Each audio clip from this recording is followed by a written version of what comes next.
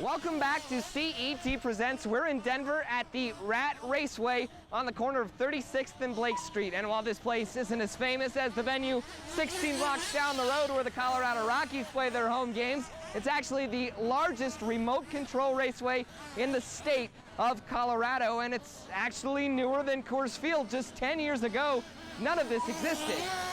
It's been an incredible change. I mean, it used to be we used stick radios that weren't very responsive, and the cars were sluggish, and technology nowadays, the servos are faster than we can respond to them. Race cars kind of came onto the scene back in the late 90s, and actually one of my friends bought a new nitro-powered truck, brought it to work one day, and I was like, oh man, I gotta have one of those. Ended up going and buying one then within the week, and had fun with it for about 2 weeks, and then it was, well, now it's time to race. It's only so much you could do in a parking lot.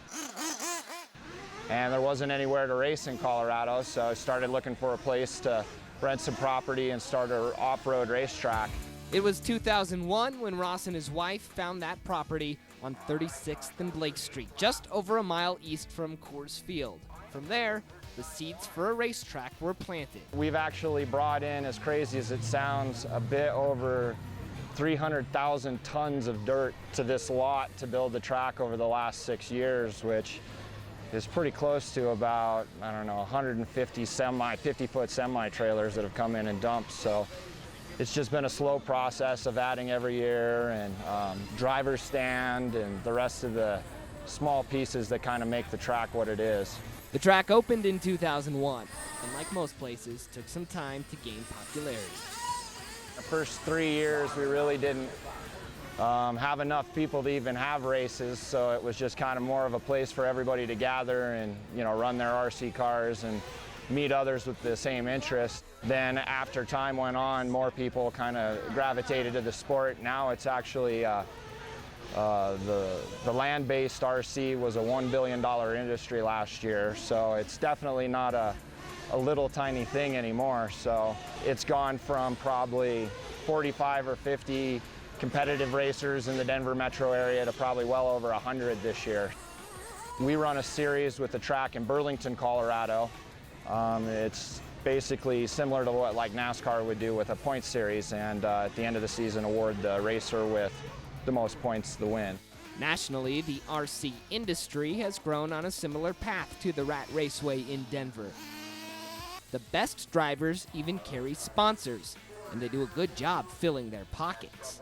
Drivers on the world level, they're somewhere in the heavy six-figure category. A gentleman like Adam Drake has his own line of RC cars, motors. It's just like any other professional sport. When you get to that level, that the racers do make good money, but you've really got to be good to get to that level. They work all day, every day on their cars and tuning and setup, so it's a fun hobby, but it can be a lot of work if you take it to that level. 8 to 10 hours a day at the track, testing, at home wrenching, tuning engines, suspension. It's just suspension on these cars is more critical than it is even on full-scale racing. So what makes you good? Just like any other kind of racing sport, being able to, find a fast line, follow that, the shortest line on the track, good jumps, not wrecking your car, always having your equipment maintained. It's just focus. You can't worry about how anybody else is doing or anything. It's just, you got to focus on where that car has to be. Anything can happen. Even a professional racer can have a motor problem and his engine can flame out, so it gives a guy that isn't sponsored the chance to win that day. So nitro racing kind of balances out some of the real good racers down to a guy that's just your average hobbyist. But when you see a top world driver, there's a distinct difference. It's getting the feel for where your car needs to be. When race comes, you want to be as close to that, but you got to know how to adapt too. Sometimes the track will get loose, the weather will change, and you got to know how to adjust for that. And what happens off the track during a race is just as important as what happens on it. We race for 20 to 30 minutes, so they'll have to come in anywhere from 3 to 5 times to refuel their tank in the race. A race can be won or lost on your pit guy pulling you in, or a racer coming in on the right time, trying to push that extra lap and get the win instead of coming in for pit and going over the finish line with fumes. So yeah, there's a lot of strategy in every part of it. But I do have a sponsor that I call for advice on setup changes, you know, and then I got a guy that helps me with my engines. Engines are very finicky, and you need someone that really has that ear for them. Some guys, a few of the guys here, you work in teams. Some guys will race opposite classes. We have different classes to keep everything fair. So one guy will run a stadium truck and his buddy will run a 1/8 arena truck so that when he's not racing, he can pit for his buddy and vice versa. As is the case with any kind of racing, one of RC's biggest appeals comes from crashes and destruction. That's probably one of the best parts about this is the devastating crashes and rolls that these cars go through.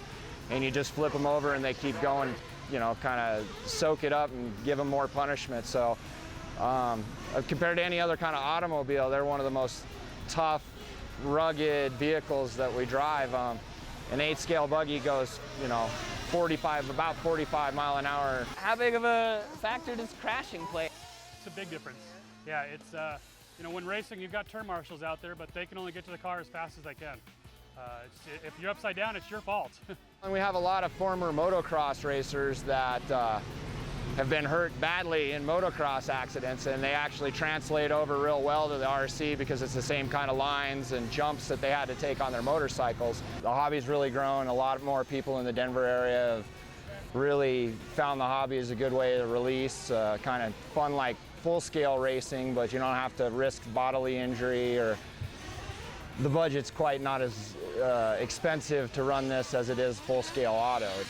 With that release comes an increase in sportsmanship. We're pretty lucky there. For the most part, everybody knows. I mean, there's always the fun jeering and the trash talk between friends that it doesn't normally escalate much more than that. We've never had an incident where anybody's ever gotten into a physical disturbance. There's always been some yelling and screaming every once in a while, but for the most part, everybody's here to have fun. They know that. We show sportsmanship. If your car's just not working as well as you want it to, and you got a fast guy coming up on you, we try to let him go by. There's just no point in slowing somebody up. It's 99% of the people out here are very sportsmen. They're gonna give you the room, you give them the room.